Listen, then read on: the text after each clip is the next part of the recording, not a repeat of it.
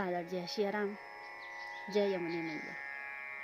यम स्वर नमस्तेसु यमुने लोक पूजिते, वरदा भव में नित्यं सूर्यपुत्रे नमस्तुते, सूर्यपुत्रे नमस्तुते। सूर्यपुत्री माँ यमुना, आप हम सब के जीवन में नित्य मंगल ही मंगल करें। और आशा करते हैं कि आप सभी लोग अपने घर में अपने परिवार के साथ स्वस्थ और सुरक्षित होंगे। आज हम आपको यमुनोत्री माँ यमुना के विषय में बताएंगे। यमुनोत्री 4 धाम यात्रा का पहला पड़ाव कहा गया है और यमुनोत्री समुद्र तल से लगभग 3235 मीटर की ऊंचाई पर है।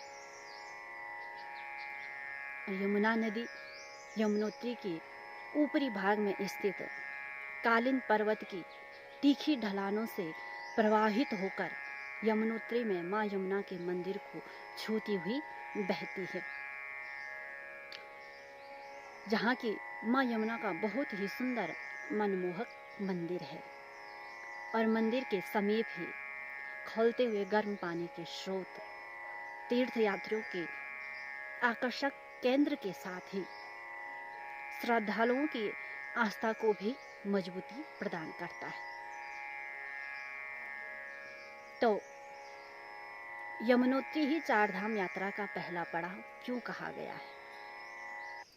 हिमालय की जो 4 धाम यात्रा है, जो धर्म नगरी हरिद्वार और तीर्थ नगरी ऋषिकेश से शुरू होती है, लेकिन शास्त्रों में इसकी शुरुआत यमुनोत्री से मानी गई है, क्योंकि माँ यमुना भक्ति की अधिष्ठात्री है।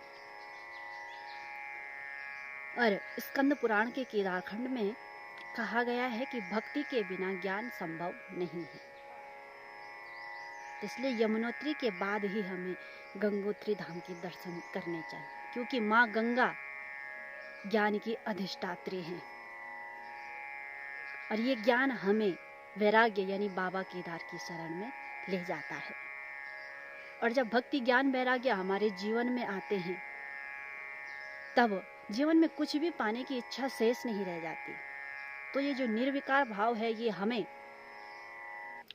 भगवान बद्री विशाल की शरण में ले जाता है, जहाँ केवल आनंद ही आनंद है।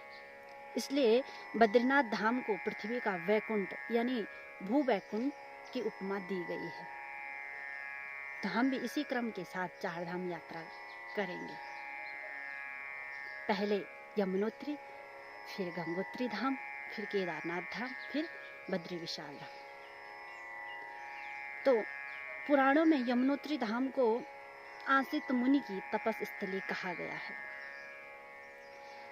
महर्षि आसित का आश्रम यही इसी स्थान पे था। नित्य गंगा स्नान के लिए जाते थे। जब समय बीता, वृद्धावस्था आई, तो उनके लिए ये दुर्गम पर्वतीय मार्ग नित्य पार करना बहुत कठिन हो रहा था। तब आसित मुनि ने माँ यमुना की आराधना की, माँ की उपासना की, जिससे प्रसन्न होकर माँ यमुना ने अपना एक छोटा सा झरना ऋषि के आश्रम के समीप ही प्रकट किया, जो वह उज्जवल जटा का झरना है, वो आज भी यहाँ स्थित है।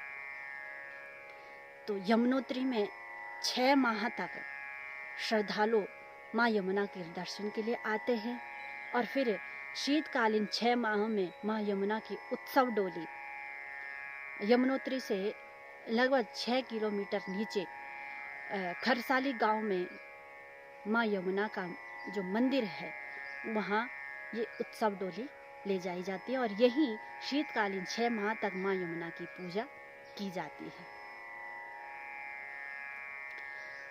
तो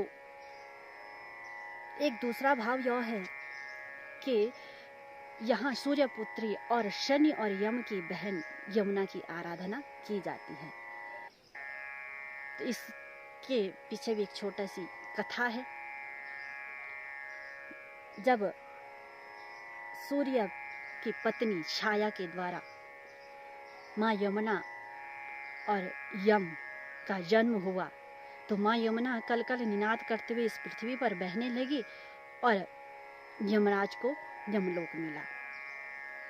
तब भैया दूज के दिन माँ यमुना ने अपने भाई यमराज से यह वरदान मांगा कि जो इस दिन इस अवसर पर यमुना में स्नान करेगा तो उसे यमलोक की प्राप्ति नहीं होगी। तो यह वरदान यमराज ने अपनी बहन यमुना को दिया।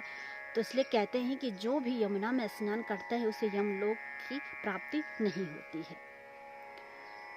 तो जो यमुनोत्री धाम है, इससे 1 किलोमीटर की दूरी पर जो चंपासर ग्लेशियर है, जो यमुना जी का मूल उद्गम स्थल है, तो इसी यमुना की धारा के दर्शन हम आपको भी कराएंगे।